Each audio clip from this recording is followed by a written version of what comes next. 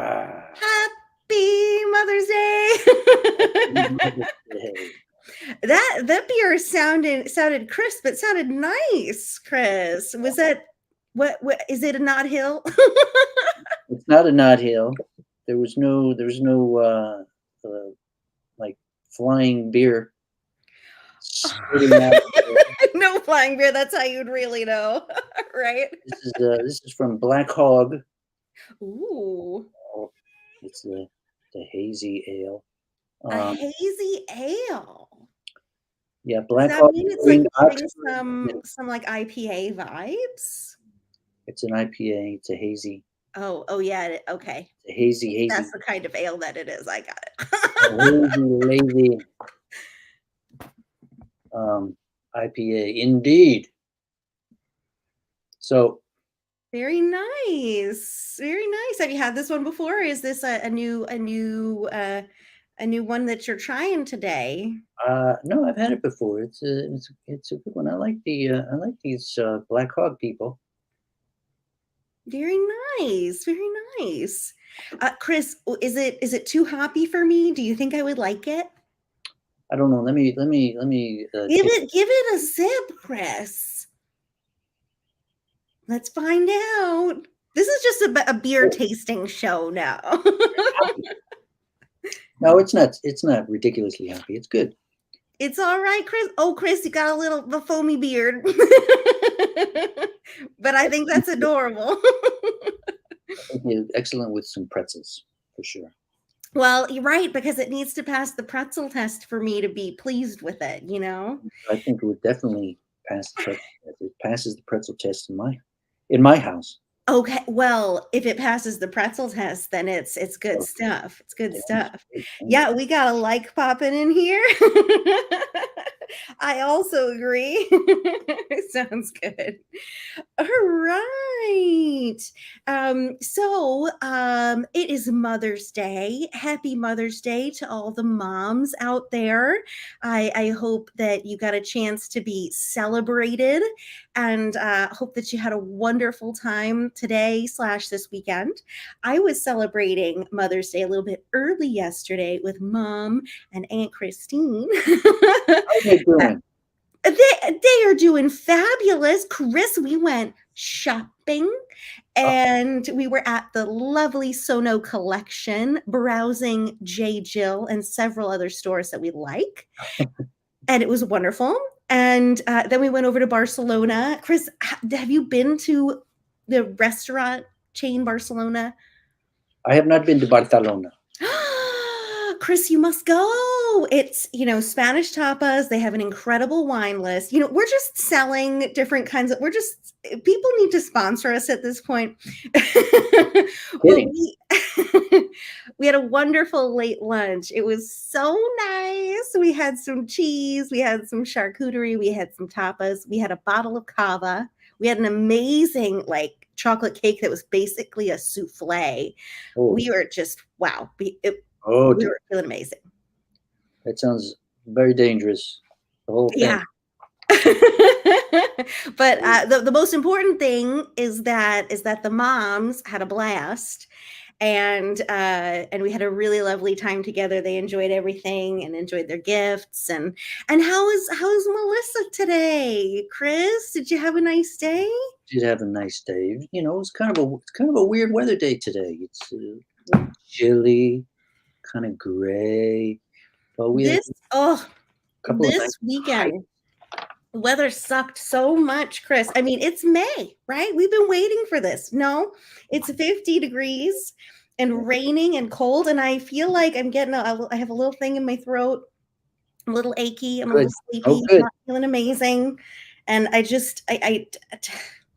it's going to warm the up. weather doesn't help. It's going to warm up as the week goes on. By this time Yes. next week, we're going to be complaining about the heat. Listen, Chris, I never complain about the heat. All I ever want to do is wear dresses and sandals and blast the air conditioner and go to the beach. That's my favorite. Except I Right. don't want to live in a climate where it's like that all the time because I'm so afraid of bugs. All right. Well, hey, it's 8 o'clock. It's 8 o'clock. Okay, it's 8 o'clock. Official welcome, everyone. Official welcome, everyone, to FUMFA 94. How awesome is that? This show is a very special show, everybody, because we have with us we have a couple of members of Jen Boulette's writing group and Jen Boulette herself. And we're so excited to welcome them, to hear them read, and to get to talk with them about their group, about their community, and just about their writing. It's going to be a wonderful evening. So I hope that you are maybe hanging out with your moms, hanging out with your friends, your family, and that you're getting to tune into this wonderful writing this evening. And Joanna Myers is out there in the chat saying Happy Mother's Day. And so that is wonderful. We're always happy to see you around, Joanna, and in the stream. And I should say, we have with us Jen Boulette, Sydney Hank, and Lynn Flint. So those are the writers we'll be hearing from tonight from Jen's group. Jen is a FUMFA friend of ours. She is a FUMFA alum. Yes, alum. I don't know. I think she current might be. Current student. Apologies. Yes. They haven't released her from the asylum quite yet. Oh, well, we love a current student. We like to get to skinny about what's happening in the program at the moment. You know, we're very excited about that. That's right, because we were discussing this in a seminar at the last residency. Right. That makes sense. Okay. Apologies. She'll be on the island this summer. On the island this summer. Oh my God, we cannot wait. We're waiting for that date to be released for Alumni Day, but we are so hoping that we will get to be there in person and see everyone and have a really, really great time. Anybody who is in the Mystic area, the Connecticut area, the New England area, come down and hang out with us. North America. Anybody on come. If you want to come hang out with me and Chris on a beautiful little island in the Long Island Sound with all these other amazing people, then please show up in July. But we don't know the date yet, so we'll let you know. Oh, Brenda's out there. Happy Mom's Day. Fabulous. Chris, tell everyone, Facebook, YouTube, and Twitter, what is coming up? What is coming up before we get started tonight? What? Well, next week we have another fabulous reading with some FUMFA folks. It's going to be pub night, as we call it, publication night, publishers night. If we just call it pub night, we like that. Just drink more beer, and we have the editors of Spry Literary Journal as well as Causeway Lit, and those are all FUMFA folks, current or alums: Erin Olilla, Lindsay Jane, Stuart Phillips, Valerie Peralta. They're going to be on here talking about the world of publishing literary magazines and what goes into the publishing, the editing, etc. So it's going to be edifying for those of us out here in the world who are trying to figure out how to get our work published. Yes. Please join us for that. And then we're going to take a couple weeks off for we got Memorial Day, and then just a couple weeks to refresh ourselves, recharge the batteries after the spring semester. We're still on that semester program, schedule. Chill a little bit. People can watch, go to the archives and watch any, 94 shows. At that point, there will have been 95 shows. They can watch any of those shows. That's correct. 95. That's right. In fact, I think they should binge on that, and then we'll be back on June 5th. We got our friend Victoria Buitron and Mega Sood. And then after that, we've got a Woodhall Press night. We got 3 or 4 people being published by our friends at Woodhall Press who are going to be on. And we've got Susan Davis down the line. We've got Chris Abate, Rebecca Hazelton. We got amazing writers. So, and we're good all through the summer. It's amazing, Chris. We already have a fabulous lineup, and we're kind of just like working so hard, focusing so much all the time that we don't even realize, like, wow, we've got all of these incredible shows lined up. So it's going to be great. And, I just feel the need to answer this question before we even get started. We have this wonderful audience member, writer, who has been with us for several streams. What is FUMFA? FUMFA is Fairfield University Master of Fine Arts. We are a community of current students, alums, friends of the program, special guests, faculty members. If you didn't know that, we are not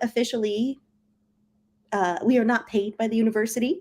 We are not officially affiliated in that sense, but we are a community of people who are connected to the program. We really, really love it. We love the community. It's so warm, so friendly.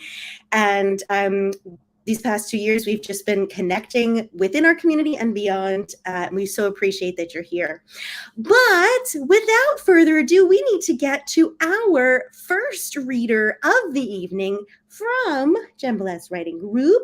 We're going to welcome Sydney Hank. Welcome, Sydney. Hey. Hi, thanks for having me. Oh, we are so excited to have you. How has your weekend been?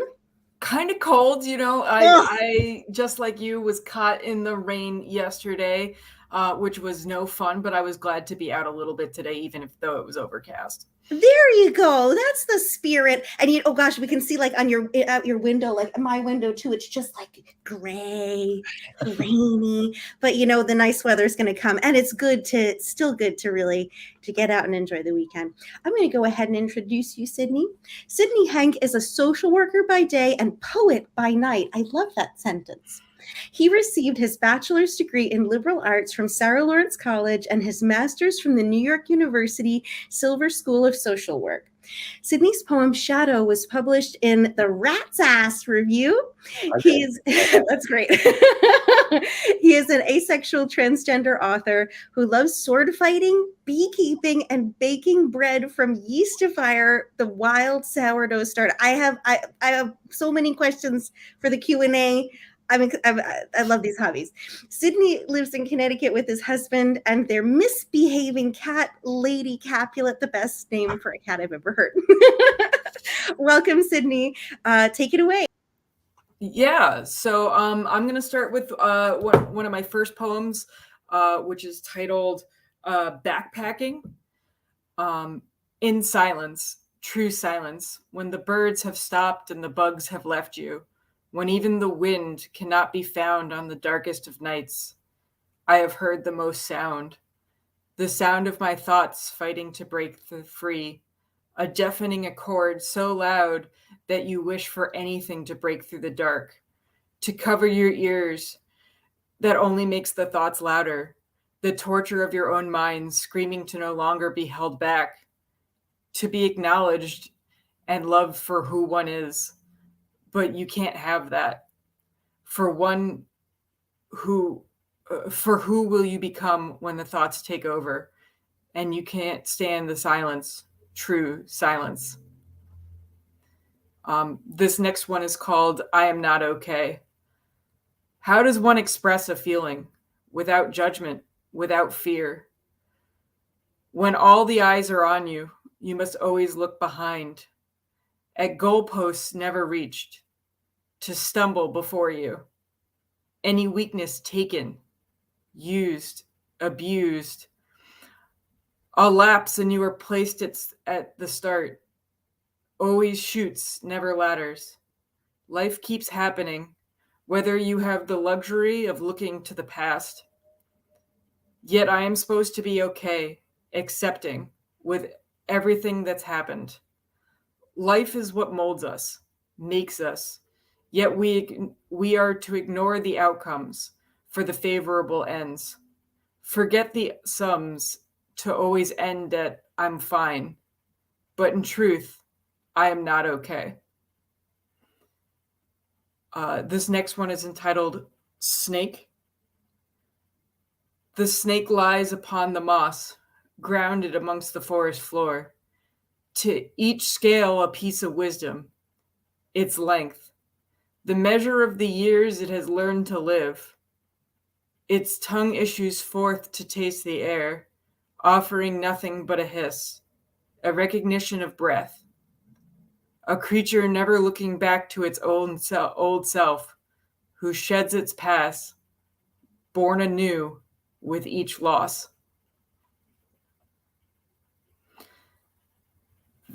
This next one is entitled The Dream. All parts of you laid bare, unknown in any other world.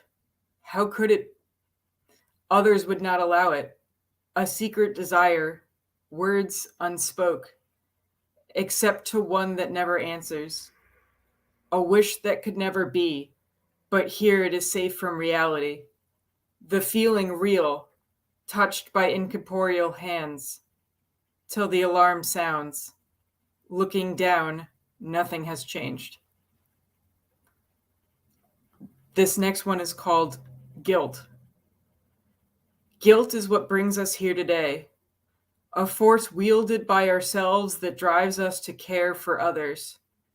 That if we do not care for others, we will be lost, forgotten, left behind, alone. Others learn our buttons, how to harvest this internal drive, to bend us to their will, to force feelings where none should be found. Togetherness is what makes us, but those words of power ultimately break the bond. And to bring up the mood, shame. Shame is a mirror in someone else's hand, twisted in the light to show our worst sides, pieces of us to be corrected, or may not even exist. But shame does not care. It is wielded like a sword ready to draw blood and cut deep, leaving scars that are poised to wound others if they get too close. How can one truly be free when they hold the reins heading for the cliff, away from self-reflection? This next one is called Rest. Rest comes at the end, but also the middle, fitfully at the beginning. Uncertainty made certain by the inevitability of it all. To sleep, to dream, to lose yourself in moments that never really mattered. The energy to be burnt off till it's snuffed out in rest. This next one is called Coloring. They stand before me, shrouded in paper, neatly aligned, poised for the taking. Marked with their name, assisting in their own destruction. End over head, they are driven out, their existence defined by their own demise. Very few are truly snuffed out, as fracture claims production. Who will be next in this destructive rainbow? This next one is called Fame. A flight towards the sun, goals the limit. When you get there, is it really what you want? Wax melts with wisdom. Is the top where you really want to be? Nowhere to run, no place to hide. Surrendered to the madness till you land back amongst the mortals, broken, rebuilding on shattered dreams. Math. You can start with the same building blocks and be a different shape. Have the same numbers and get a different sum. You gave me a map and I have decided to off-road. I may not know the way, but I will reach where I am meant to go, even if it is not where you ended up. I go where the streets are lined with the places I want to go to, a destination yet to be determined, paved with my own expectations. This next one is Shadow, which is the one that I've had published. You lead the way and I followed, the shadow to your every movement. Now the sun is overhead and I have come to where you stand. But as the sun moves behind you, I move ahead to make my own way, always knowing that you are behind me.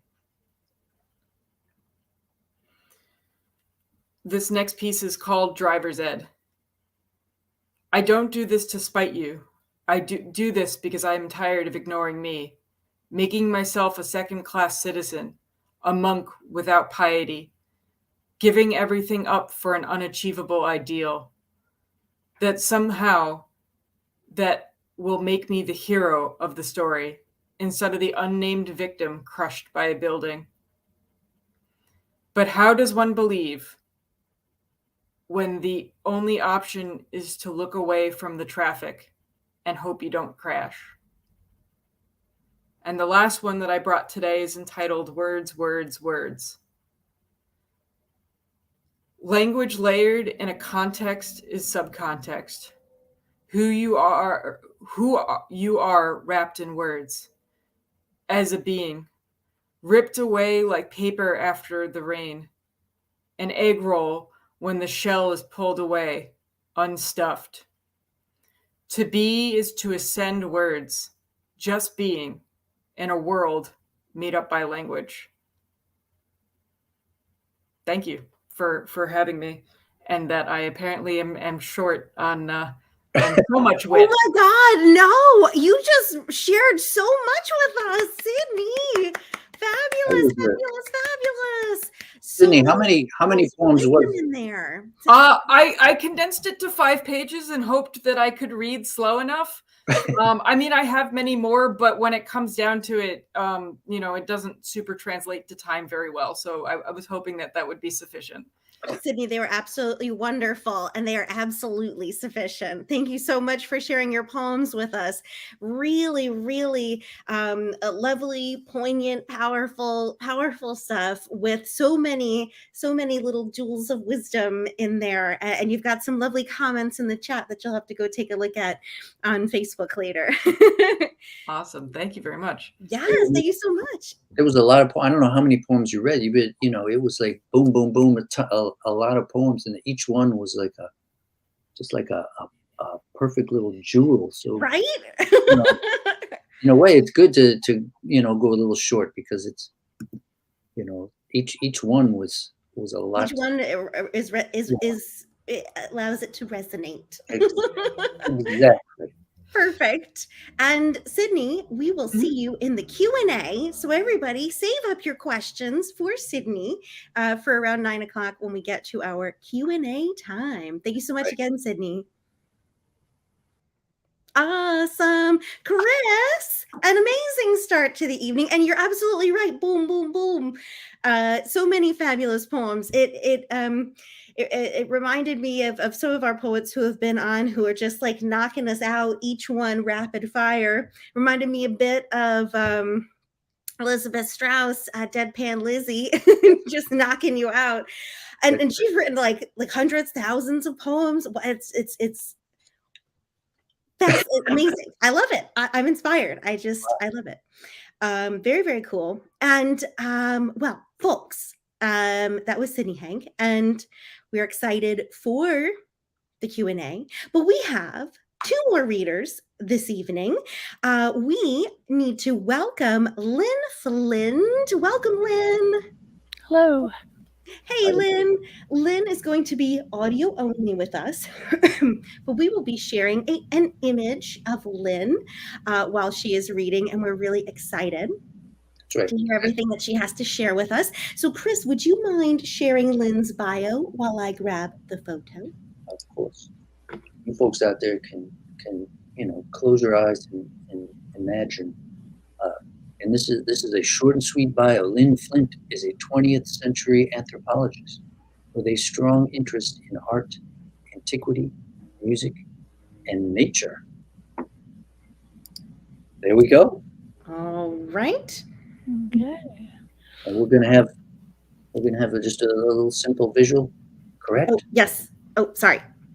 Okay. All right. Sorry. Wait. This is all right. It's my new computer. It's the new computer situation. This is different than it was before. Okay, hold on a minute. This is. I'll just pause for just a moment. Let me. Okay, click. Okay, I've got it. And is that what we want? Oh, okay. All right. You know what, Lynn? I'm going to have you start reading, and I will take my time off screen to get your image up there. Apologies. I need to do some permissions on my new computer. All right, Lynn, please take it away. I apologize. Sure, good. I have just two story poems and then a short poem after that. So I will definitely be short on time. But here we go. My first poem is called My Favorite Keyboard Artists. How is the audio? Is that good? Okay. My first favorite keyboard artist was my cat. She kept me company lying on the desk next to the computer while I freelanced day and night. At precisely 12 noon each day, she would reach out her paw and hold it on the keyboard. After she'd made several lines of Z's or Q's, I would have to close my document and we would both go downstairs to have lunch. Years later, cat gone, a white cockatiel lost in the storm flew into my garden. I put him in my cat carrier and ran to the pet store to get a bird cage and some bird food. The next week, the bird started losing his feathers. The exotic bird veterinarian said that he was anemic and to feed him broccoli crowns, steak, and egg whites. Forget it. He liked sunflower seeds and Cheetos. Turned out he was just molting. Like my cat with her inner clock, the cockatiel would go to sleep in the evening at 7:15 and wake up in the morning at 7:15, no matter what the season was. He never closed his eyes. Sound and light didn't bother him. He just went stony still like a statue. At breakfast, if I were writing a shopping list or doing a crossword, he'd watch patiently for a few minutes, then grab my pencil in his beak and start jabbing with it. I held down a sheet of paper for him as a sort of joke at first, and he scribbled designs, usually the same ones over and over. I kept them, especially one that looked exactly like the outline of a bird in a bush. Was he trying to say he wanted to go outside? But his most amazing behavior was on the computer keyboard. He'd be on my head watching. If I were writing a long email, he would jump down, feet on the space bar, and start pecking away at the keys. Faster than a court stenographer, he'd hop and peck and jump frenetically, using all the functions and commands, often simultaneously. Many of the symbols he typed I've never seen before. After adding his lengthy message to my email, he'd suddenly jump off and the screen would go blank. I would look for the email with his addition in every file on the computer, but it was gone. Not a trace anywhere. Was this a case of E.T. call home? Was my cockatiel sending messages to his distant relatives in Australia? Or to his bird ancestors who had passed over? Is any of this really possible? Who knows? But the reason that you hear this story without long lines of Z's or Q's or cockatiel interference is that both my companions have long since gone to cat heaven and celestial birddom. As I sit here writing, though, I still think about having lunch around 12 o'clock, and I often feel a set of claws on my scalp. My two favorite keyboard artists. The second story I have is called Blue Butterfly. 5 years old, finally old enough to start school, my first day in kindergarten in Manistee, Michigan. The teacher put a stenciled outline of a butterfly at each one of the 50 children's places. She said to color the butterfly our favorite color, red, orange, or yellow. My favorite color was blue, so I colored mine a solid royal blue. That evening, my mother got a call from the school telling her to report to the principal's office next day with her daughter. When we got there, the kindergarten teacher was also in the office and was looking very stern. The principal said the teacher believed I was not kindergarten material, that I didn't listen to instructions, I was disruptive, and was evidently not very bright, because I colored a butterfly blue when there's no such thing as a blue butterfly. Parentheses. Actually, there are no butterflies of any color in Manistee, Michigan, because it was a bleak town covered with a thin coat of salt from the salt factory high above the shore of Lake Michigan. If you took a color photograph of the town, the picture would still come out in black and white. End of parentheses. The principal told my mother to take me home and bring me back the next year when I would be a year older and possibly more prepared for schooling. That's how I got expelled from kindergarten at age 5. My next-door neighbor, a boy my age, was not expelled and finished that year in school. He spent the rest of his life in a wheelchair, paralyzed from the waist down, because that year infantile paralysis, or polio as we later called it, had struck. Parents kept bags of ice to make ice baths in the bathtub in emergency if a child developed a high fever. My mother's cousin in Toronto, an international figure skater in her 20s, got polio and spent the rest of her life in an iron lung. When we visited her, we would turn the page of the book she was reading that was face down on a glass shelf above her head. The president of our country, FDR, was only shown seated because his legs were paralyzed from polio. When Dr. Salk and Sabin developed the vaccines, I remember taking those sugar cubes on my tongue like they were the Lord's sacrament. Always having been ashamed of being expelled from kindergarten, it wasn't until recently that I put it all together and realized I'd probably been saved by a supposedly non-existent blue butterfly. That's my second story. I just have one more short little sort of a prayer came to me in the evening once recently, and you may all have some feelings about this too. It's called acknowledging. I want to thank you, unlovely COVID, for taking me away from the world of people and reintroducing me to the world of my childhood. The grass, the trees, the birds, the sky. What wonder, what love, what peace of mind have I turned away from all these years, only to be dumped unceremoniously on my bum, made to see again the magic of your beauty. That's all I have for this evening. Thank you. Lynn, those pieces were absolutely lovely. And of course we would absolutely love to see your face reading, performing. It was almost kind of, Chris, wasn't it almost kind of perfect to just hear Lynn's beautifully soft voice for these meditative and powerful and poignant pieces? It was kind of perfect. No, Lynn, you have such a beautiful reading voice. Right? And the stories were just so gentle and beautiful. And I have so many questions. Right. About this cat and this bird and the bird and being expelled from kindergarten. How horrible, and yet how like you said, perfect. And then the last. Those are true. Assuming that's true.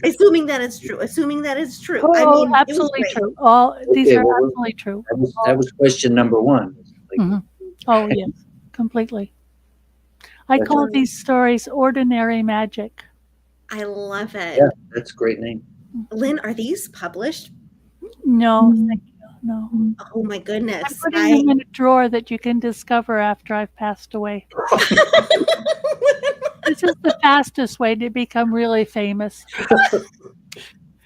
Lynn, that's too good.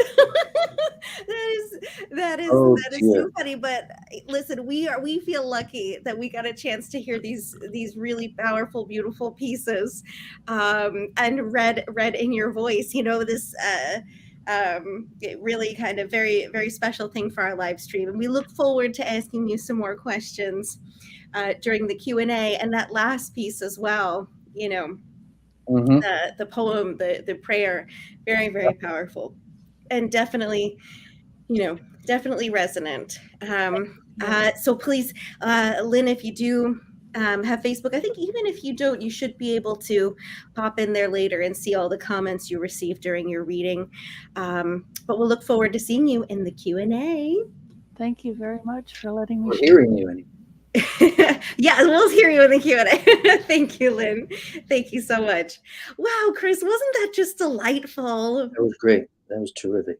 That was really wonderful. Really, Wow. I mean, she mentioned FDR, and he had those fireside chats, right? And you'd hear on the radio, and it was just like, it's kind of what it felt like. It was just like I was just listening and enjoying. Right.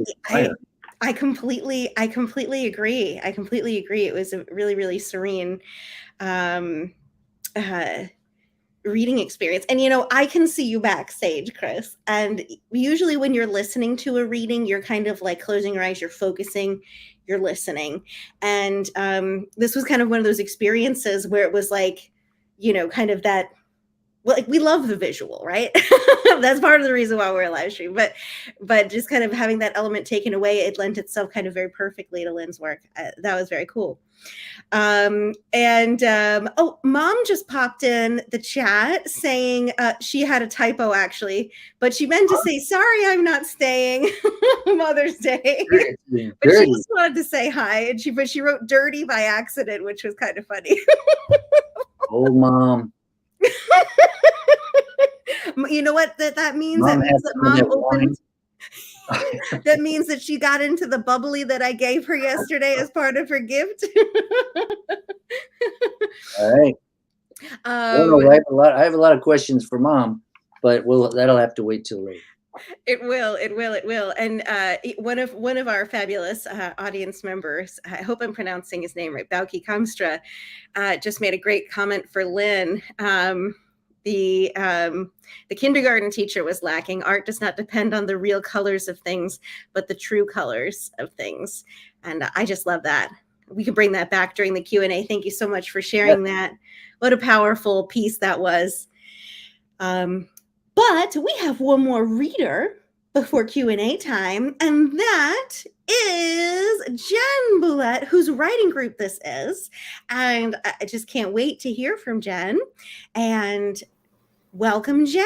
There she is. Thank you. I'm good. I'm crazy, silly, nervous, and so humbled that I get to hang with these awesome writers, and they have me come back every week. Like, are you kidding me? So it's just really, they're such a joy, and it's a pleasure. It really is. That is absolutely wonderful. I'm going to read all my pieces are centered around, loosely-ish, around mom or motherhood. That having been said, there will be points at which, because I wear my heart on my sleeve, there will be points at which my voice might catch, my nose might turn pink. I am okay. Jen, thank you for telling us. We feel all of the emotions on here, and I will be feeling them with you. You can count on that, even whether I'm backstage or on the screen. Yeah. Well, and it's a testament to trust. I love you guys and trust you guys and know that it's all good. Thank you so much, Jen. And thank you for suggesting this fabulous reading. It's been awesome to meet these two amazing members of your writers group, Sydney and Lynn. They are incredible. And we're so excited that we get to do this. And we are really looking forward to hearing you. Let me go ahead and read your bio before you get started. Of course. Jen, I just want to make sure I'm pronouncing your last name correctly. I've been saying Boulette. Absolutely, you are. And very few people do. So I love you even more. Yeah. Oh, thank you so much. I had been saying Boulette, so I do have to give credit to Chris. He's like, I think it's Boulette.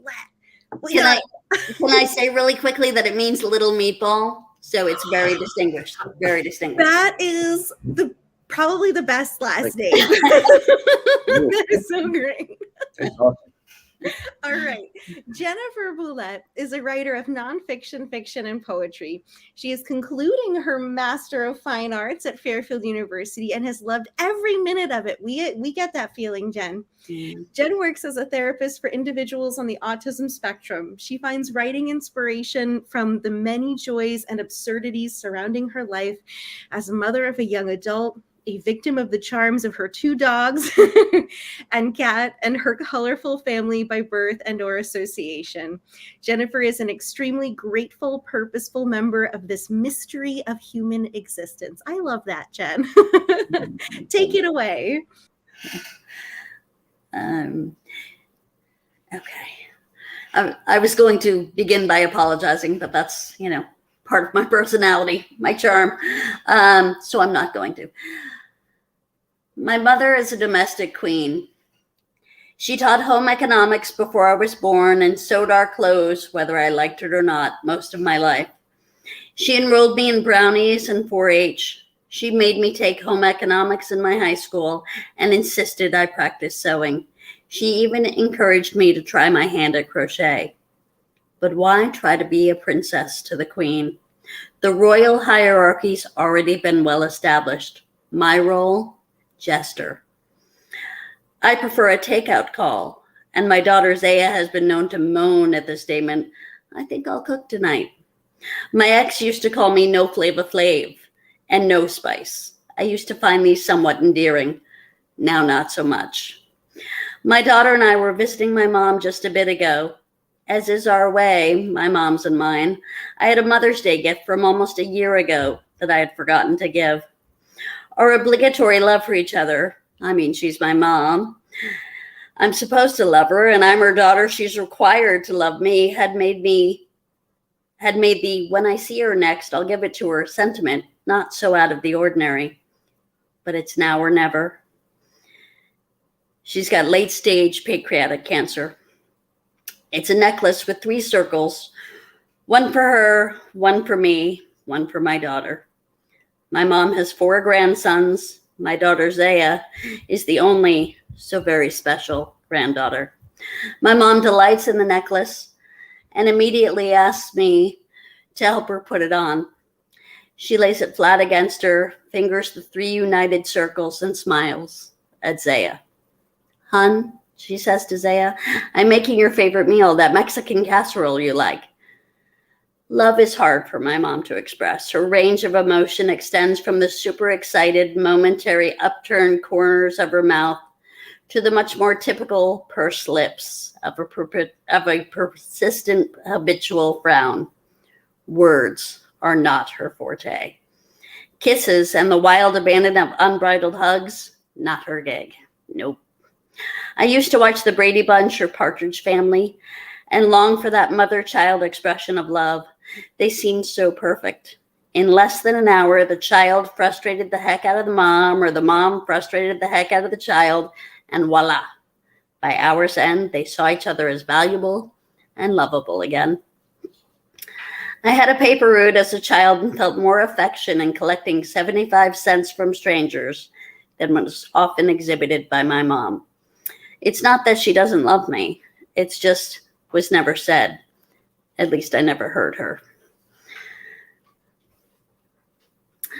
But there, as she insists she is making Zaya's favorite meal, I finally hear. She turns her back massager off, pushes aside her pain meds, and rises ever so slowly to walk to the kitchen. She stumbles after 3 steps. I guide her back to the couch. Graham, Zaya doesn't skip a beat. I got this. You just tell me what to do. I, as I say, was a lost cause. But Zaya, maybe she got the domestic queen gene.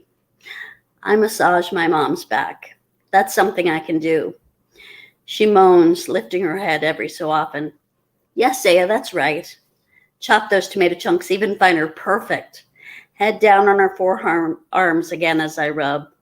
Just a layer of the cheese. Save some for the top. Perfect. Still, I massage her back. Gentle. Perfect. Just brown it a little. She looks up at me. At me, not Zaya. Perfect. Zaya makes her grandmother proud. She makes the dish just as her grandmother would. Perfectly. Zaya serves her grandfather. She serves me. She serves herself.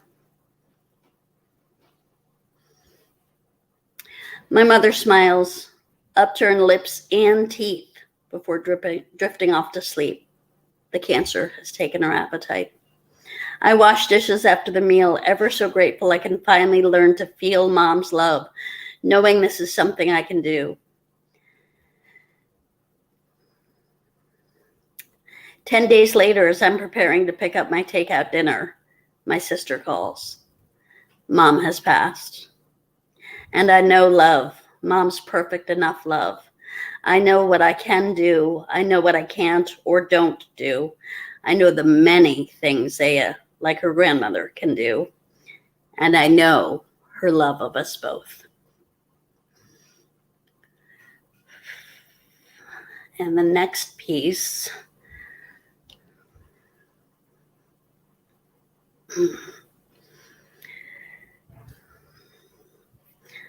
I remembered nothing of how you held me. I remembered nothing of your hugging me close. I remembered nothing of a gentle touch. Today, this morning, I remember the sting on my arm when you hit me. I remember your nails digging into the back of my hand when you squeezed it. I remember you holding my face firmly and spitting hateful words in my direction. You remind me of everything I hate about. It's funny, I don't remember the name of who I reminded you of, but I do remember the hate in your eyes and in your spitting words. I remember thinking the blue in your eyes was such a cold blue. I remember thinking how odd that color inherently has temperature association. I remember wondering why you hated me so and how I could change that. I remember trying to change that in my early years, then giving up. I remember hating you because you hated me, and though childish, not caring to do differently. Old habits die hard, but if I try, when I try, I remember the truth, and it hurts.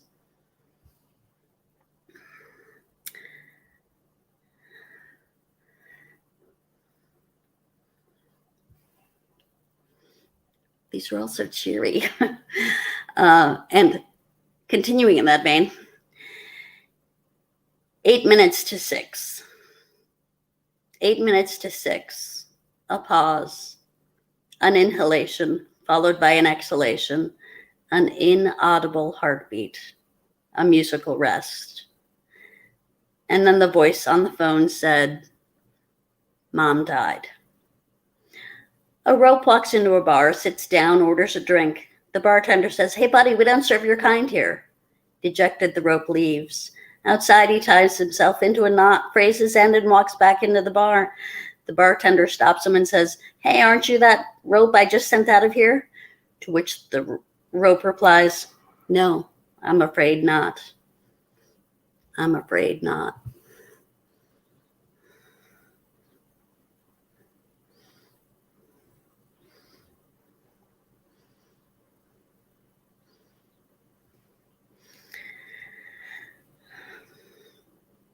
I remember last night a show I was watching. The dogs were at my ex's, my daughter was out. I sat with my cat on my lap and watched. A young woman on the show had been victimized. She was an artist, full of life and angry. She painted her truth on billboards, larger than life, screaming her truth. You, my nephew, would have applauded her. You would have admired her bravery, her artistry, her nonconformity to rules. And you, my mother, would have been embarrassed for her. You would have thought she was spoiled and bratty, defacing city property, so you would have thought she was wrong. Wrong for reacting, wrong for using her voice, wrong for being victimized in the first place. I mean, what, you would say, was she doing there in the first place? That, you would reason, is what you get, what you deserve. I wish I was more like Alex. His words are the words I say to others, but your words, Mom, are the words I say to me. I must have done something to deserve it. I put myself in the wrong place, at the wrong time with the wrong people. I should just keep quiet like good girls do. Erase the drawing, blur the lines, cross out the words, still the hands, hold the tongue. Don't create, don't speak, don't color in the shadowed images and give them life. Instead, I should box it up, hide it away, tear it to shreds. Or maybe not. Maybe a whisper escapes. Maybe the truth.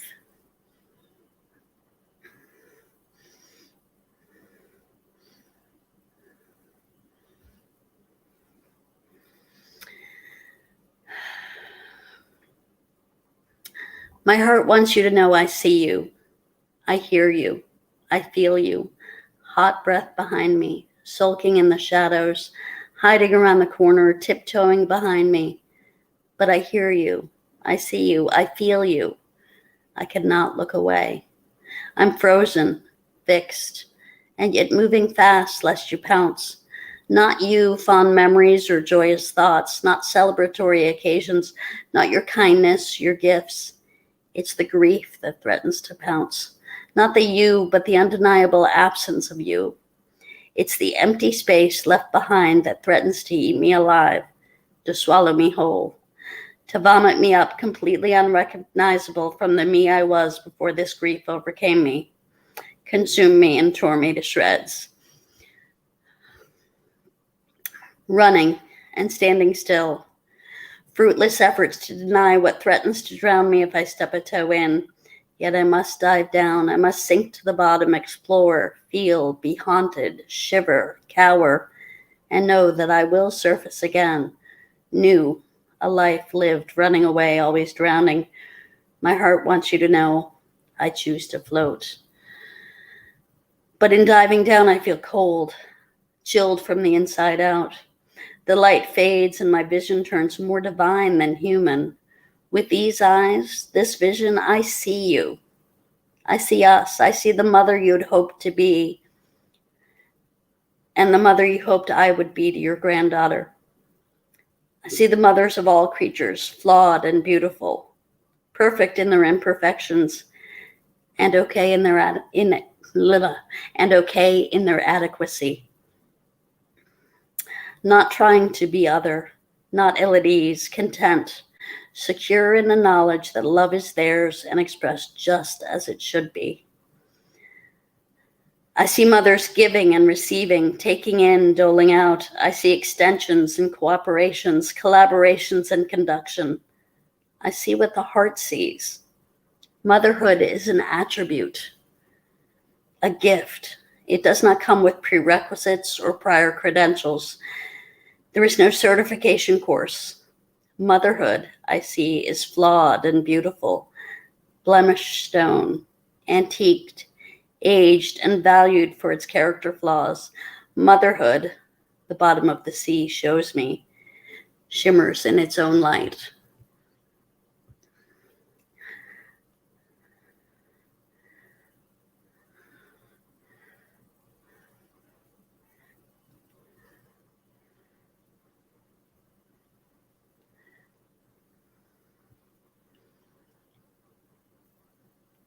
There's a quote here from, for those of us who are familiar with FUMFA, an instructor who used to be director, Sonia Huber, it's supremely tiny acts.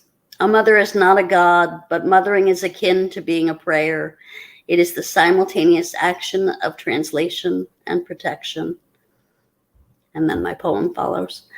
My mom, a stone cold statue, a monument to brittle things, all things that fail to bend, lest they crack. And yet, I learned to love her still, as she's now gone, a monument to nothing.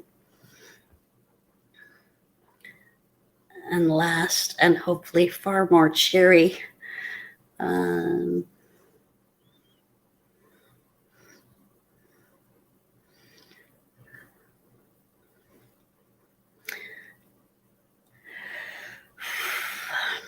heavy weight is on my chest, warm. My puppy, no longer newly born, but still either asleep unconscious or like now, wiggly awake and full of energy, licks my face. I am not new. I am not a puppy. So slowly I open my eyes. No sun shines through my window. Instead, the muted glow of an almost full moon lets me know it's an ungodly hour. But my puppy insists. So I struggle under her growing weight. I push her off my chest where she lay with tail wagging at my knees and tongue licking my cheeks. I am needed. I am loved. I fill her water bowl with fresh water, her food bowl with dry food. She sits and I smile inwardly at my pride in having taught her to wait for the food bowl to be lowered and for me to step away before she lunges for it. She, after some work, has learned to listen to me. It shows. While she's eating, I stumble into my nearby sneakers. There's no time to tie them. My puppy's already done with her breakfast and insists on our next move. She darts back and forth between me and the leash hanging on a peg nearby. I abandon my shoelaces and clip her onto it. I have not combed my hair. I have not brushed my teeth. I've not put on a bra or changed out of my pajamas into street clothes. No matter, no one else is foolish enough to be up at this hour. I tie my shoelaces while my puppy lifts her leg at a tree in our yard. She pulls then, and on we go. It's cool, but not cold. The April air hints at spring. The chill at my cheeks further wakes me up. I'm grateful for this clear, cool, early morning. I'm grateful for the quiet hush of solitude, just me and my puppy. I'm grateful for the young daffodils pushing through the earth, sure that the sun will return to warm them in just an hour more. I'm grateful. Occasionally I stop my puppy, whispering commands of sit or drop it if she picks up a torn candy wrapper discarded on the street. And again I feel the pride that she's learned to listen. I love my puppy, and it's clear she loves and needs me. I have no doubt. For her, I'm truly grateful too. We got her shortly after my daughter and I moved to our new place. We left my daughter's alcoholic father several months prior. We needed a distraction from the struggles that our new life involved, and that distraction took the form of a wriggly, wonderful 8-week-old puppy. I saw my daughter smile. I heard her belly laugh, so uncool for a teenage girl. More than a couple of times, I longed to be that puppy, to receive my daughter's nose-to-nose kisses, to be hugged tight. My daughter's almost 16. Now she's 19. My daughter is almost 16. She doesn't lick my face. She doesn't sit on my chest. She's cool, like the air. She tells me I'm too close when I move to sit next to her. She says, ick, and wipes her cheek when I sneak a kiss on it. Yet when I come home after a full day, she's in my room watching my TV, though there's no one in her room. So I remember I have to be like the young daffodils and know the sun will return again soon. My teen daughter will allow herself to show me love again, and I am grateful. My puppy and I have now returned home. As is my habit, I unlatch her leash and open my daughter's bedroom door to allow my puppy to snuggle next to my sleeping daughter. I am grateful. Thanks so much. Jen, so beautiful. Great way to end. Right? I absolutely loved all of those pieces. It was every single one. I had almost a tear. I was feeling it, Jen. Really poignant, so vivid and so powerful. Thank you for everything that you shared in these pieces, and so beautifully and so vividly. And I love that puppy too, and I want to know more about the puppy as well. It was just fabulous. Chris, wasn't it just fabulous? It was beautiful, and so honest and real. And, I mean, it's Mother's Day. People, it's okay. We have a tendency to get kind of sentimental sometimes, which is fine too. But this was so, It was very, very real. And listen, real. And not everybody is having like a beautiful, mushy gushy, perfect, easy peasy, Gilmore Girl. Like, I mean, Right. no, but there are challenges in life and in relationships, and relationships with mothers include that. And that is part of this day. That's part of, what we remember, there's the love, there's the struggle, there are the challenges, there's the honesty about these relationships. And I think that that's all really important. And I think that was really, really perfect, Jen. Really, really perfect. Thank you. Thank you for everything that you shared. Well, this is a real extra treat because we will have a Q&A with all of our readers this evening, Sydney Hank, Lynn Flint, and Jen. And we get to talk about their writing group together. And I'm just pumped to talk about their writing and everything that they do together. So let's give another round of applause for all of our readers this evening. I'm going to try and get Lynn's photo back up here. A round of applause for everyone. Jen, Sydney, Lynn, thank you so much for being with us. I closed Lynn's photo. I'll figure that out in a minute. Anyways, welcome back up on screen. Oh, there it is. It just took an extra moment. Oops. Oh. Okay, you know what? I don't think I can do it. I think we're going to have like one big photo. Yeah, okay. We're not going to do that. Okay, yeah. Apologies. Well, it's enough to hear Lynn's voice, as we found out during the reading. Very powerful. Anyways, Chris, get us started with our famous first question. And all of you out there, get your questions in the chat. Right, well, I guess we'll go in order. Tonight we'll go Sydney, Lynn, and Jen. But the famous first question is just like, how is this writing thing, this thing that you do, how has that changed your life? Yeah, so fun fact about me is I originally went to college at Sarah Lawrence for creative writing. Ooh. I changed halfway through my time there because everyone was writing this really pretentious stuff about sex and stuff like that. And I had no idea what was going on. And I was writing about a peanut butter jar. I want to hear that peanut butter jar piece. And it just wasn't, it wasn't clicking at that time. And I say, every class that I took there, I learned something. And when I took poetry, I learned that I hated poetry.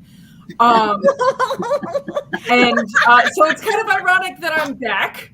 It was kind of this group that was proffered up at, the place that I work at Triangle Community Center. And so when it was there, I really had no excuses. And then when it really took an emotional turn for me and I was able to kind of use it as a method of journaling, I'm not really good at that, like, hey, God, it's me, Margaret kind of stuff.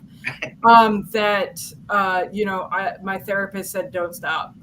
And so I said, okay. And we kind of stuck through it. And it really became a form of my own therapy for that. Awesome. As a way to express the things that I didn't have the platform for or the ability to say otherwise. We love that, Sydney. We absolutely love that. That through poetry you've been able to express these things and capture these things, and to find and to like hold space for your own poetry and that expression without it being kind of tainted by that previous experience where there was competition and pretentiousness, and separating your work and what you have to say and for your own healing. And let me tell you, like, that connects with other people, and that is healing and therapeutic for them to hear as well. It's just so glad that you're writing. That is awesome. Well, and then you went into social work. Yeah. Yeah, I did. It was something I was doing accidentally, and I realized that I should probably be getting paid for it. And so I kind of, rethought my life choices and moved over there. If only that worked that way for poetry. But, we don't have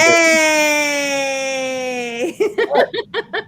no, I'm the poetry half of these hosts, and Chris is always talking smack. No, he's just joking. I'm talking smack about playing poets. Poets do it for the love. They don't do it for the money. Well, that is. I mean, you have to do it for the love because the money.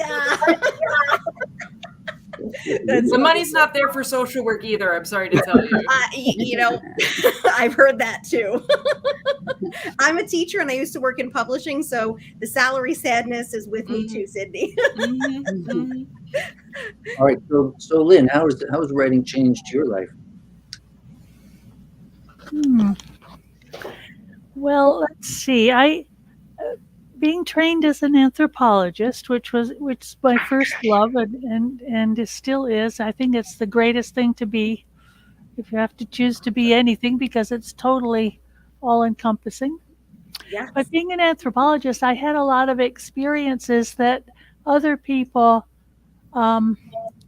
wouldn't have. I mean, living with people in very, very uncivilized situations and seeing things that, contrary to the accepted wisdom of what life is, I felt I had to learn how to be descriptive, to bring people where I was and tell them what I was seeing, and that kind of writing kind of evolved to the point where actually, this, as Mother's Day, this is interesting. My mother was very hard of hearing. That's what she would say, but she was really pretty deaf. Whoa. And as she got older, and she lived in California with my sister was taking care of her out there, she really couldn't hear on the phone or anything at all. So I would write to her every Sunday. I would write on my computer here, and I would make it nice and large so she could read it easily and send off a letter to her every week. And she was the one who really told me, Lynn, you can write. You're pretty good at writing. You should do that. So she sort of encouraged me to do it. And I feel that, I don't know, what has writing done for me? In many ways, it's captured those very special moments that are amazing if you're living with very primitive people.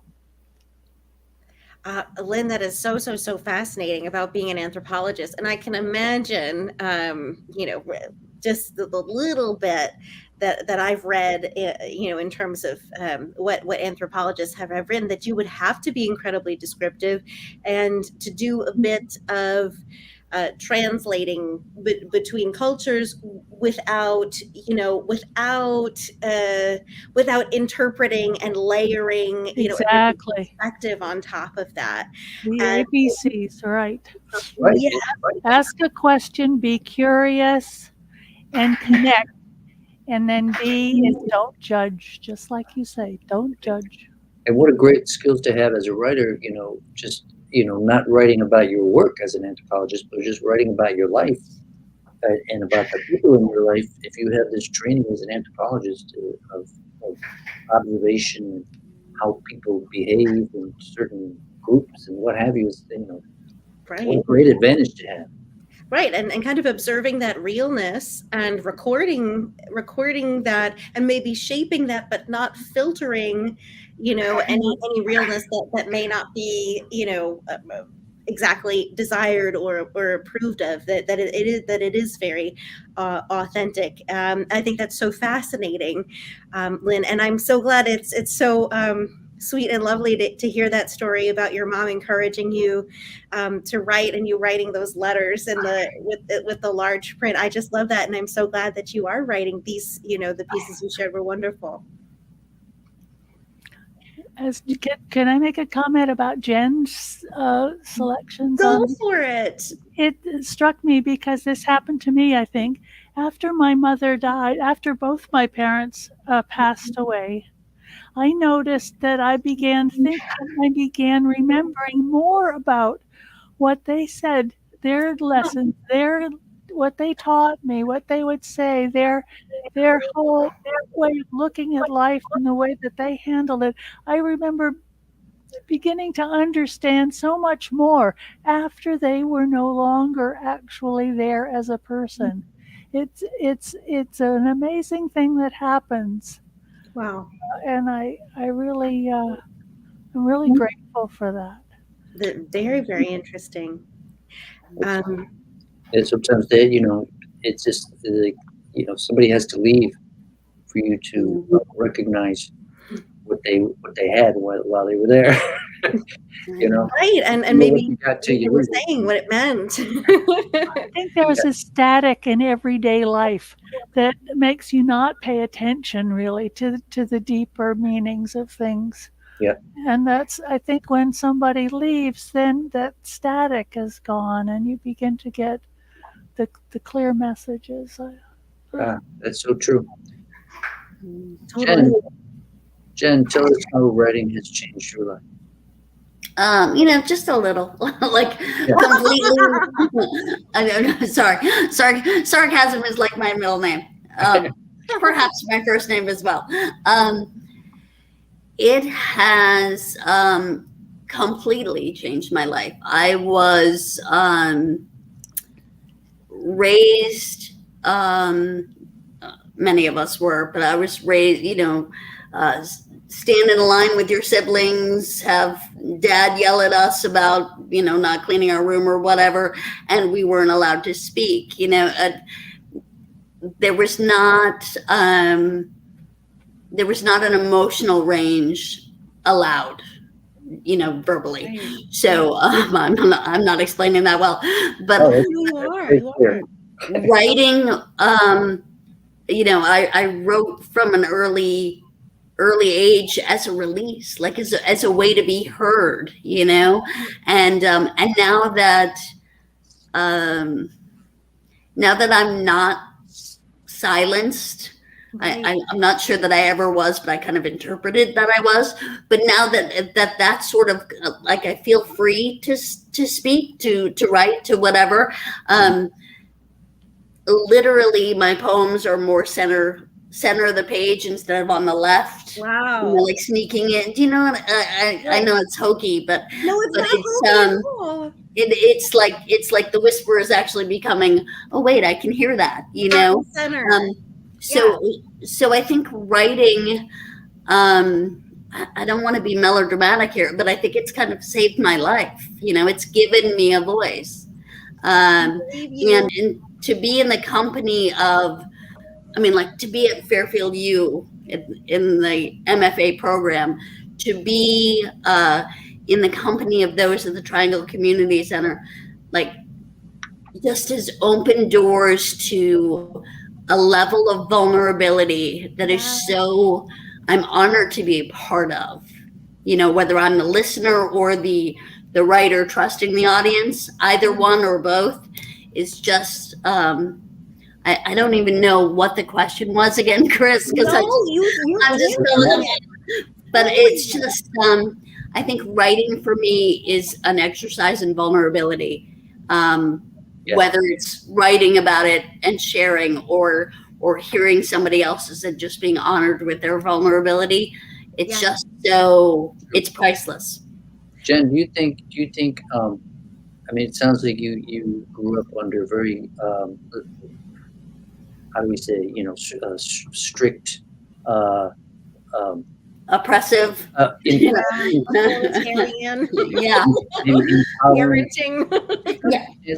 But do you feel like if you hadn't, would you become a writer anyway, or was this like your way out and you might have been, I don't know, a hedge fund person or something. Yeah.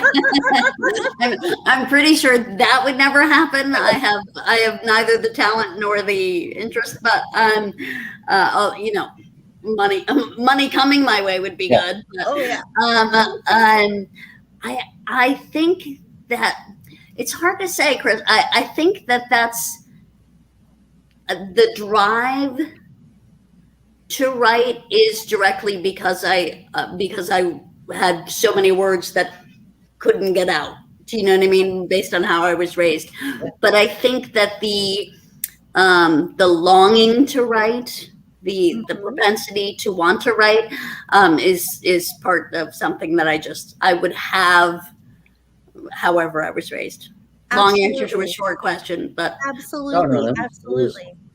That was quite nifty.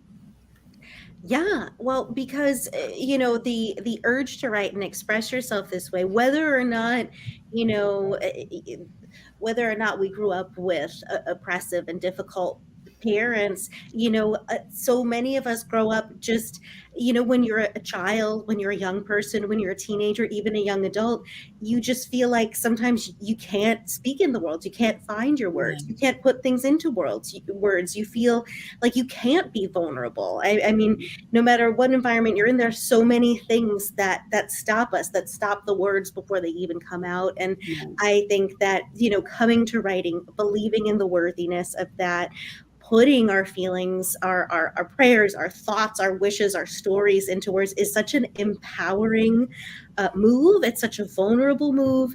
And I think once you do that and really believe in that, that's something that you don't want to let go of, right? And if you get to share that, if you get to be part of a community that supports you and hears you, that is such a powerful thing. And you don't want to lose that. You know, I think that's why, you know, the MFA community, especially being such a, you know, in all of our experience, is such a warm and friendly and welcoming community, and not at all like a competitive or, you know, creepy or pretentious one as we hear it sometimes exist out in the world. You know, I think it's the that family. makes a difference. It's the family we all want. Yeah. Right. Jen, how many kids in your family? It sounded like you were lined up. I don't know how many. So as far as sibling in my birth family, there's my older brother. I have a twin sister and a younger sister, and none of us spoke, except that I somehow didn't get the rule that like when my dad would ask us questions, we weren't actually supposed to answer them. So I would always answer them, and I'd get elbowed from both of my siblings, like, you know, zip it, you know, and he asked a question, you know, so. You were the big mouth. Yeah. Well, you know, shame. It's just interesting, you know, family dynamics and everything. I mean, you know, you all grew up under the same circumstances, but I don't know if anybody else is a writer in your family. You know, I'm one of 7. I'm the only creative person. So let's see, how does that happen? I think there's something in there. It's something in you. I don't know what it is, a gene or some long dormant something that meets with the circumstances, the nature and the nurture meets, and it's like, okay, you're a writer. Sorry. No, I think it's very, very, very, very empowering. I mean, you found a way to, you know, to express yourself, to put together stories, to put this out there in the world, and that's an urge that some people have it and not others. But you know, I think I'm really thankful to have it. I'm so thankful that all of you do too. We have a question in the chat, but we'll get to that one. Balki, hope I'm pronouncing your name right. Thank you so much for being an awesome audience member and for your question. But I want to ask each of you about the writers group and how you got involved. I know that it is you're a writing group at the Triangle Community Center here in Norwalk, where I live. And so, Jen, can you tell us a little bit more about the group? And then I would love to hear about how Sydney and Lynn got connected. So actually, I'm gonna throw it over, if I may. It's kind of a wimpy approach, Sydney, but you know me. That's how I roll, right? I'm gonna throw it over to Sydney, who is the director of programming. So Sydney is always like, "Oh, please, can I?" And he's the one who made it happen. So I'm just a pawn. Yeah. So yeah, like Jen said, I'm the director of programming for the Triangle Community Center in Norwalk, Awesome. Connecticut, where my goal is to get as many beneficial programs into the center as possible. And when Jen said, kind of meekish, like, hey, can I kind of sort of run this writing group? I want to do something. I said yes. And how many would you like to do? And she's been very gracious and is running one for both adults, which is the one that Lynn and I are a part of, as well as one for youth. I mean, as a therapist, I understand the healing power that writing has. It doesn't matter if you're good, as long as you're kind of getting that stuff out there. And so it was definitely something from kind of a more, wellness aspect that I really wanted to bring to the center. And just like anything, anytime we have a new program, I always reach out to the community about that so that they can get involved, and I'm not just having Jen sit in a room alone. And graciously, my boss allows me to attend and support that group the best that I can, and so that's kind of how I inadvertently got involved myself. And it's been we fluctuate from week to week in terms of how many folks we have. Sometimes we, especially with COVID and stuff like that, we've had to move it online. But really, we've been very regular and consistent about it. And Jen's just fantastic. And so we love to have her there. I love that. I love that so much. And Sydney, I'm so glad that you're a part of it and are making these poems happen and putting them out there. Yeah, I'm certainly trying. That is so great. That is so great. Lynn, how did you join the group? Did you get that message that Sydney sent out and said, I want to write, I want to share my pieces? Yeah, I was very excited to hear about the group starting because it was the only group at that time that was meeting in person. And I was really getting tired of being home alone, and I just jumped at the chance, and it was wonderful. And now I actually have I've developed a difficulty in getting around, and so that we have the Zoom system now, which works better for me than in person did. But anyway, at least I got to know everybody in person first. But I just thought it was great. And what I really love about the group is that it doesn't have to be a poem. It doesn't have to be poetry. It doesn't have to be memoir. It doesn't have to be. And that's what most of the other writing groups were. They were haiku, or they were this, or they were that. And this, we can just write, which is for me.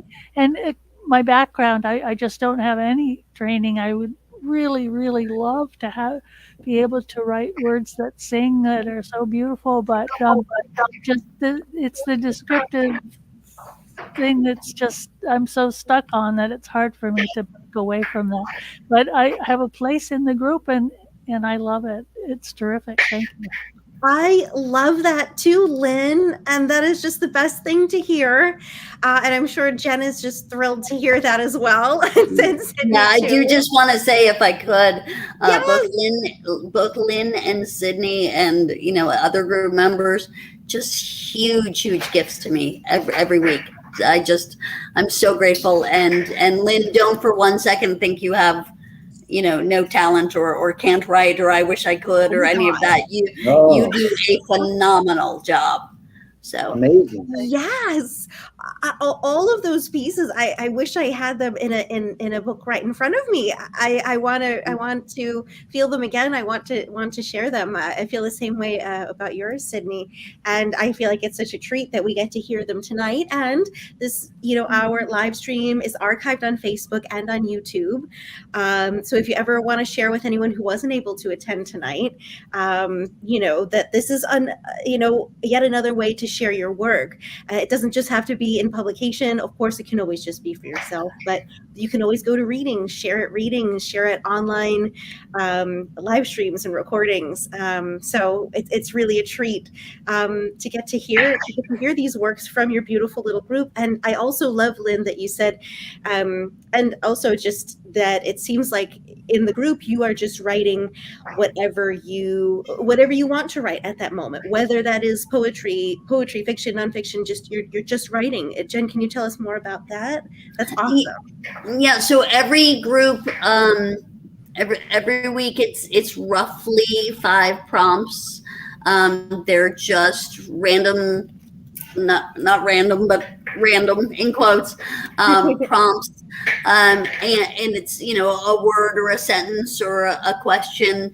And as I've always said since the beginning, and repeat myself often if needed, the first sentence could be, I choose not to write about this prompt, and instead I'm writing about blah blah blah, whatever. So if there are basically no rules to the writing group except be kind, and if you're going to offer any feedback, that it only be positive. That's it, because it's hard enough to share. I love that, Jen. That just sounds like such a totally nourishing and wonderful writing experience. And the focus is on, hey, you're here to write, you want to write, get that pen moving. If this prompt inspires you, great. If it doesn't, there's something else that wants to come out. Make it happen, and we are going to hear you, and we're going to be, we're going to be supportive of that. We want to hear what you have to say, and I think that's amazing. I think that's really awesome. I love it. Thank you. We have a question for Sydney from, I hope I'm pronouncing your name right, Bauke Kamstra, an audience member who has been very faithful to watching for the past several weeks. We're thrilled to have you here. Also, Melissa Slattery, and we have, of course, our dear friends Brenda and Joanna Myers out in the audience too. We see you guys. But Bauke asked for Sydney, what need does writing satisfy for you now? I think you had mentioned before it was more of a therapeutic thing at first. Mm-hmm. And is it still a therapeutic thing? Is it also fulfilling more needs for you now? Yeah, I mean, it's definitely an act of rebellion. In that, in my life and the way that I grew up and even into adulthood, the only emotion that I was really allowed to show was either, kind of complacency or anger. Those were the only 2 emotions that there was space for. And so turns out that's not super healthy for you. And so, it kind of became this fire hydrant of just pressure, and being able to kind of express things that weren't anger through poetry. Kind of became an outlet that released some of that pressure and really made way for a lot of, other work that I've done in my life for that. I mean, it's also an act of rebellion because I'm very dyslexic. I really struggled to learn to read and write. And my mother was really great in that she very stubbornly stuck by me that entire time. The school system, not so much. And they basically told me that I would never go to college.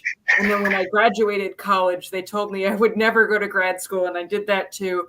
And I mean, I had teachers force me to stand up in front of a classroom and berate me because of my writing and because I wasn't able to really write the way that other people were writing and stuff like that. And I think that's kind of the beautiful thing about poetry, and even the way that we do it at TCC in terms of I'm writing it freehand, and oh God, if anyone but me can read that. But then you kind of go out and then type it and turn it into something more literate, more accessible for everybody else, has really been a great kind of process for me. Which, for example, the school system, you're writing in a blue test book with a number 2 pencil, and there's nothing that goes beyond that. Everyone is seeing your first drafts and taking that for all that you are, and being able to kind of show that look, I can change, my words can change,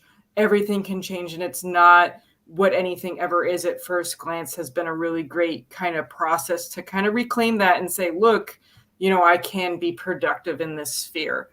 Right. Just because you are not like, just because someone can, on a first draft, in the moment, on the spot, full of anxiety, perform at this level, doesn't mean that I have to or should, or that I'm less than because of that. And I think that everything you just expressed to me was just so beautifully and honestly and vulnerably expressed. And I am excited for you because I love the fact that you and you've so clearly identified, when you were growing up, that there was this kind of these limited opportunities for expression, that it was only this or this, and that you said it's like there's so much more to express, and you feel that you have like the tools, the methods, the opportunity to do that now, and that is just such a powerful thing in general, and it's such a healing thing, and I think you put that into excellent words. Thank you for expressing that. That was so resonant.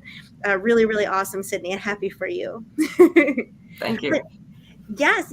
And wait, before I get carried away over here, we need to get to our famous last double question, Chris. I think so. So let's see. Let's go. We'll start with Lynn. What are something that you've learned in this writing workshop that you can pass along? Say you show up at the writing workshop, there's a brand new person there. So what pearl of wisdom would you offer that person for writing in this workshop? And part two of this question is a book suggestion. Any book that you would suggest for us to read. Well, pearl of wisdom for writers and a book recommendation. Start with you, Lynn. What word of wisdom would I give to somebody in the group? Let's say somebody showed up first day and they didn't know what the hell was going on. Yeah, I think it's the rules. I think that's the gem of this group, that to be kind and to just be positive. Because I've been in some poetry groups where the poem is sterling, the poem is fantastic, and then it gets ripped apart by the leader of the group, and then and other people follow suit with that, and at the end it's in shreds, and I couldn't stand to hear that. I actually had to write a comment at one point to say, I love the poems, but the feedback, no thank you. And it's I think that's the good part of the great part about this group. And I think that Katie, you mentioned too, the idea that this is a place of community and sharing and kindness and recognition. And that's absolutely not to be afraid. Don't be afraid to share. It's a safe space to share and an encouraging place to share. Mm-hmm. I love it. And then your book recommendation. Yeah, do you have a book that you'd like to recommend for something that floated your boat recently? Well, I particularly enjoyed recently trying to crack the divide between humans and other animals. Ooh. And the books of Cy Montgomery, the only daughter of General Montgomery.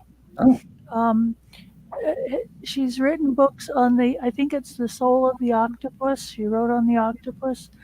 She's written on the pig, the pig that she had. She brought up till it died a natural death. Beautiful, beautiful stories that I just love. And also Pink Dolphins in the Amazon. She has she just has a way with animals. She can put her hand in the mouth of a tiger and wiggle its teeth, and it purrs. She just has an amazing ability, and I would recommend all of Cy Montgomery's books. That's great. But does she have a cat that types on her computer? That's a question. Say that again, Chris. Does she have a cat that taps on her computer? that the cat that types. I forgot to ask a follow-up questions about the cat and the bird. Then there's a book in there. There is. Oh my goodness. Yes, Cat and yes, bird. yes. Lynn, we want more. We want more about the cat and the bird and everything. We want more of everything from you. Okay. Sydney, Pearl of Wisdom and a book recommendation. Yeah, no, I definitely have to say that the wisdom that I would impart is to just do it and don't inhibit yourself, because there are many times that I will write something and Jen will be like, "That's fantastic," and I'm like, I was about to throw that out, a window, Right. and just kind of allowing things to not get in the way, and sometimes that also includes yourself. And so kind of just allowing the process to happen. And sometimes those poems do not make it off the cutting room floor. Right. But, sometimes you should just give them a chance. You should always give them a chance. I'm a believer in never delete anything.